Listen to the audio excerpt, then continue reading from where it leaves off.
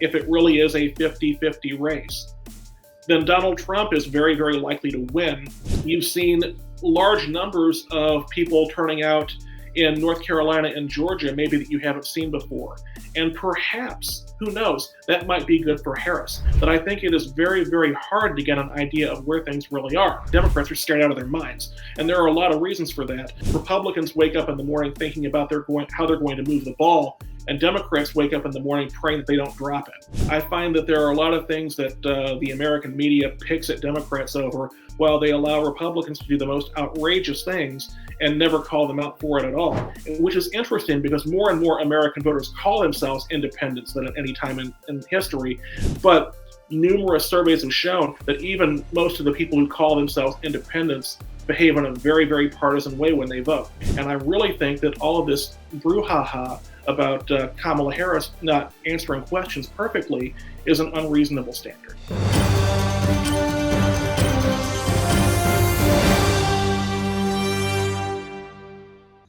Hi, you're watching America Decides with the Times of India. I'm Aditi Prasad. The 2024 race to the White House is closer, actually very close, than any time in the history of US elections before this. Joining us now is Cliston Brown, a well-known communications executive and a political analyst in the San Francisco Bay Area. Welcome to the show, Mr. Brown. Mr. Brown has previously served as Director of Communications to a longtime Democratic representative in Washington, D.C. Let me start with the latest, Mr. Brown. For the first time since the 1980s, the Washington Post has said it will not endorse any U.S. presidential candidate this year and will not do so in any future presidential elections too. How do you read this, given the neck-to-neck race in this 2024 election? I believe that it's a business decision by an organization that would like to do better in terms of selling newspapers to conservatives and Republicans, and I don't really read any more into it than that. All right, so no cowardice. You see, at the end, a lot of people are calling it an act of cowardice, but let's not get there. Since you're saying it's a business decision, let's leave it at that. But let's talk about the polls for a moment. With 10 days left for the 2024 voting, the New York Times Siena College poll has come out, their final poll, in which Kamala Harris and Donald Trump are locked in sort of a dead heat for the popular vote, 48% to 48%. How do you read that? I would say a couple of things. The first of which is I think it's folly to rely on polls. If you look at the performance of pollsters in the last 2 or 3 presidential elections in this country, some of the midterm elections, their track record has not been good. I think that it's hard for pollsters to get a fix on voters these days. A lot of times they screen what they consider likely voters. Well, you don't really know who's going to turn up until they turn up. And if you look at some of the polling results from the 2020 election, pollsters were way off, particularly in some of the crucial states that decide the American Electoral College. I will say that if their numbers are accurate, if it really is a 50-50 race, then Donald Trump is very, very likely to win because of the Electoral College system, which tends to put a thumb on the scale for Republicans. So if those numbers are accurate, then Donald Trump is in a very, very good position. But, I was reading your latest blog, and it said that apart from the polls, in assessing the state of the race, it's also important to look at a few other factors or countervailing factors that make it impossible to say whether it's Kamala Harris or Donald Trump who has an advantage. What do you exactly mean by that? I think that if you look at things like early voting, for instance, a number of states allow voters to begin voting several weeks before the election. You can see a lot of intensity, which voters are really, really motivated to turn out. Well, so far, that trend has been favoring Republicans. More Republicans have been turning out than would be expected at this point in the game. So that's certainly one point in favor of Donald Trump. On the other hand, you've seen large numbers of people turning out in North Carolina and Georgia, maybe that you haven't seen before. And perhaps, who Who knows? That might be good for Harris. There are so many different factors going on at this point in time. You look at the fact that Republicans have gained a lot of voter registration in the last few years relative to Democrats in the state of Pennsylvania, which is pivotal in terms of the Electoral College. There are so many different things happening right now that could favor either Trump or Harris that I think it is very, very hard to get an idea of where things really are. Right. How do you see the Democratic campaign, or people in the Democratic camp rather? One sees a sense of nervousness. People tell me that that's the habit of all Democrats. They are generally scared of everything, and they're generally nervous, even if things are going their way. But do you see a genuine nervousness in the Democratic camp? Oh, absolutely. There's no question in my mind. Democrats are scared out of their minds. And there are a lot of reasons for that. I think that the 2016 election, which Democrats truly expected they were going to win without any trouble, has really made Democrats very, very skittish and worrisome. I think that there just tends to be something in the Democratic or liberal DNA that tends to make us wring our hands and worry in a way that Republicans do not. Former President Bill Clinton famously said that Republicans wake up in the morning thinking about how they're going to move the ball, and Democrats wake up in the morning praying that they don't drop it. Let's talk about Kamala Harris as a politician. The CNN town hall, which happened a couple of days ago, that again sort of underscored the point of her non-finesse as a politician. She may be a very good prosecutor, she may be a great lawyer, but as a politician, she's not able to field questions or take answers. Even, many experts sitting on CNN, and when CNN starts to see a problem with Kamala Harris's answers at the town hall, then there are really warning alarm bells to be heard, isn't it? I think that a lot of that is overblown. I find that there are a lot of things that the American media picks at Democrats over, while they allow Republicans to do the most outrageous things and never call them out for it at all. I think that we are definitely seeing a situation where a lot of the news media is really trying to put a thumb on the scale for Donald Trump, because they think he's going to be better for their ratings if he wins. So I really tend to discount a lot of that. As far as her ability to answer questions, I think that she's doing just fine, but there are always tricky questions that you have to be careful about how you answer, because they're going to be picked apart no matter what you say. So I really do think that's overblown to the degree that the Harris campaign is not gaining more traction. It's simply a byproduct of where this country is at the moment, very, very closely divided and very, very polarized. It's very hard to really move the needle very much, because most people are locked in on one party or the other, and the very, very few that are going to decide the election, there just aren't as many of them as there used to be. It's a much less independent electorate than it used to be, which is interesting because more and more American voters call themselves independents than at any time in history. But numerous surveys have shown that even most of the people who call themselves independents behave in a very, very partisan way when they vote. You're saying this, but I'll give you an example from the town hall, and then talk about what many of her critics are saying. She was asked that about whether or not her administration will be, so when she was asked that question, she said, my administration will not be a continuation of the Biden administration. But she did not spell out a clear blueprint for what she would do differently. Don't you think that the voters would want to hear that, especially the fence sitters? I don't think there's any way for any candidate, if they're being honest with you, to tell you exactly what they're going to do. There are so many factors that go into being president. Part of that has to do with what kind of Congress you have to work with. Part of it has to do with events. I think that this notion that a candidate is going to spell out exactly every single thing they're going to do is very limiting and also very dishonest. And I also think that the standard is not being employed when people interview Donald Trump and he goes off on the most outlandish rants, and nobody says anything about that. But if Kamala Harris doesn't give a 100-point answer to every question she's asked, then suddenly she's the problem. I'm gonna state for your viewers right up front, and you've already mentioned this. I'm a Democrat. It is possible that I have some bias. But I see a very, very distinct double standard developing here. And I really think that all of this brouhaha about Kamala Harris not answering questions perfectly is an unreasonable standard.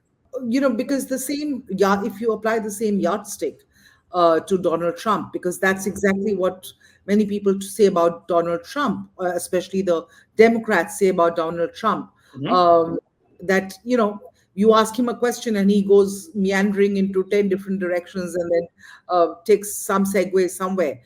That's exactly the criticism leveled at Trump. So why can't it be leveled at Harris?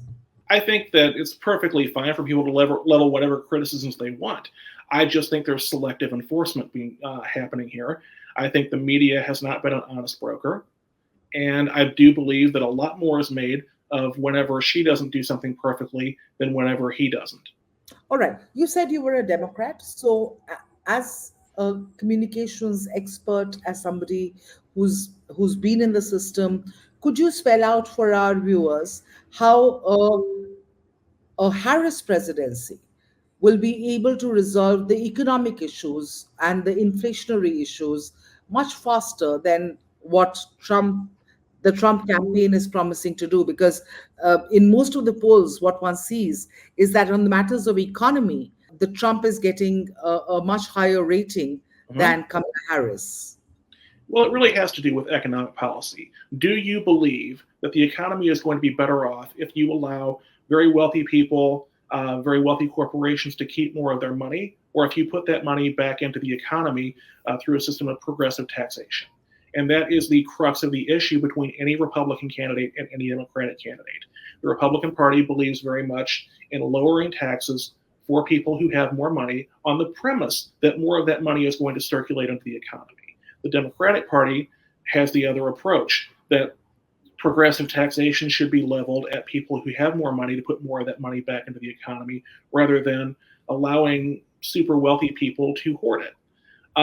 So I think that what you're going to see is going to be a very different approach in terms of how the candidates are going to try to put that money back into the economy. I think over time, it's pretty clear that one approach works better than the other. But the voters are looking back at the fact that the economy was largely pretty good under Donald Trump. And when the voters think of the economy, they're not thinking of academic measurements. They're thinking of what was the price of eggs? What was the price of gas?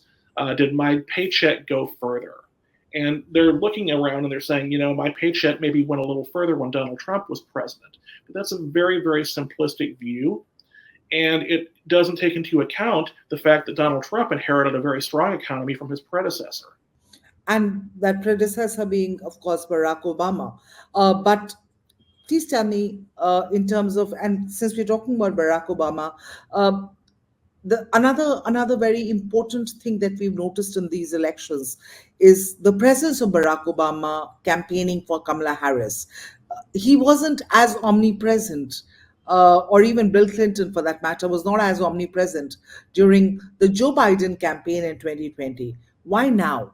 Does the Democratic Party perhaps think that Kamala Harris needs more support from the heavyweights? There was a global pandemic in 2020. Not very many people were out on the stump. We're comparing the 2024 election to an incomparable election from 2020 when circumstances were very, very different. I mean, we weren't talking about people having, or at least not Democrats, having big rallies in 2020 because it was considered to be too risky for people's health. So, I mean, I don't think it's very fair to compare what's happening in 2024 to what happened in 2020 because the 2020 election was such an unusual situation that comparing now to then, I think is like, as a former math teacher of mine used to say, adding apples and oranges and getting peanut butter sandwiches. Right. Let me just come back to where we started from, which is, the polling and the swing states and what's happening there, and how the Republican registration drive is perhaps going and especially in the early voting, Mhm. one is seeing a sort of more Republicans coming out to vote than Democrats. How do you see, if this continues, if this trend continues, what do you see happening? I think that what we're seeing is that Republicans are behaving in a manner they haven't typically behaved in the past. Um, that can mean any number of things. It could point to greater Republican enthusiasm. And if that's the case, that's really a problem for Harris. Or it could mean simply that Republicans have gotten over their reluctance about early voting and are embracing it now, which means that there will be less of a Republican vote on election day. We don't really know how that's going to shake out yet. I think, however, if you look at some of the numbers that we're seeing in places like Nevada and Pennsylvania, those are definitely very, very concerning for Democrats. And we could be in a situation here where Democrats are hoping and praying that more of their voters come out on election day, which has not typically been the pattern in the past. Now, one of the problems that a lot of times political analysts get into is they judge everything strictly through the prism of the past. Well, everything is true until it isn't. If this is a normal election like what we've seen in the past, then this Republican overperformance probably indicates a Trump victory. But if this is an entirely different kettle of fish than we've seen in the past, then we don't really know what it means. All right. What is your sense of which one of the two it is? It's very, very hard to say. There are so many different things happening. I mean, one indicator in the past that has usually been very, very good is how have the two parties fared in off-year elections or special elections in the 2 or 3 years leading up to the election. Democrats have done very, very well in that regard. Democrats outperformed their polling in 2022 during the midterm elections. So there are so many different things. But looking at these early numbers in some of these states, if I am a Democrat, and I'm very concerned. I really feel like Donald Trump has a very good chance to win. I'm not saying that Kamala Harris does not. There are a lot of things that can happen in the next week and a half. But based on where we are right now, I think that he probably has the edge. In case Donald Trump wins, do we see some sort of a protest anger, given how polarized and divided the two camps have become? In case he loses, there are obviously fears of a 2020 like insurrection again. But in case he wins, I was speaking to a sort of a neutral analyst from Washington the other day. He says that he's scared that even the other side is going to behave just as similarly, or rather, the supporters of the other side, because the polity is so divided right now. How do you see the results day looking given anybody's victory? Do you see mayhem? It's hard to say exactly what's going to happen. Certainly, if Donald Trump wins, Democrats are going to be disappointed, angry, scared. We're going to see probably protests in the streets. Not that that will do any good. But I think it takes on a different character between the two parties. We saw in 2020 that supporters of Donald Trump physically invaded the Capitol of the United States. I don't expect Democrats to do that. It wouldn't do them any good if they did. And I think the kind of emotional response that we're going to see to this differs very much between the two parties. I think that the Republican Party and its supporters have been a little more tolerant of very, very inflammatory rhetoric. And I think that we saw the results in 2020. So I do expect there's going to be some level of unrest or protest, regardless of who wins. But I do believe it will likely be more dangerous if Kamala Harris wins. All right. All right. Thank you for those inputs and those insights. We will, of course, would love to speak to you again closer to voting day and take your views. And let's see if the situation on the ground changes from now and then.